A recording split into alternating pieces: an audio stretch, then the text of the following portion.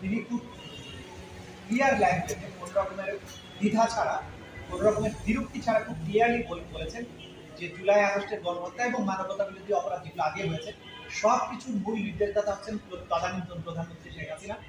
এবং জুলাই আগস্টের ব্যাপারে তিনি যুক্ত করেছেন আসাদুজ্জামান খান কামাল, যিনি স্বরাষ্ট্রমন্ত্রী ছিলেন। এই দুজনের নির্দেশে বাকি কর্মকাণ্ডগুলো হয়েছে সেটা তিনি পরিষ্কার করেছেন।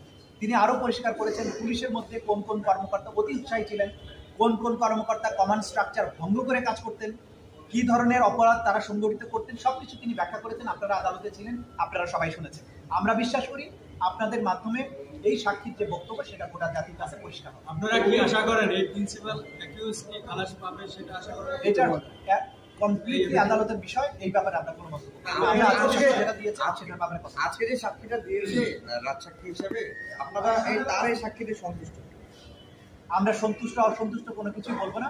এটা চূড়ান্ত নিষ্পত্তির সময় আর্গুমেন্টের মাধ্যমে আমরা বলবো সন্তুষ্ট কিনা, এবং আদালত সিদ্ধান্ত নেবেন যে সাক্ষ্য তিনি দিয়েছেন সেটা ট্রু অ্যান্ড ফুল ডিসক্লোজার হয়েছে কিনা। সুতরাং এই স্টেজে জাস্ট কি বলেছেন সেটাই আপনাদেরকে বলতে পারবো, এর উপরে কমেন্ট করার সময় এখনো আসে।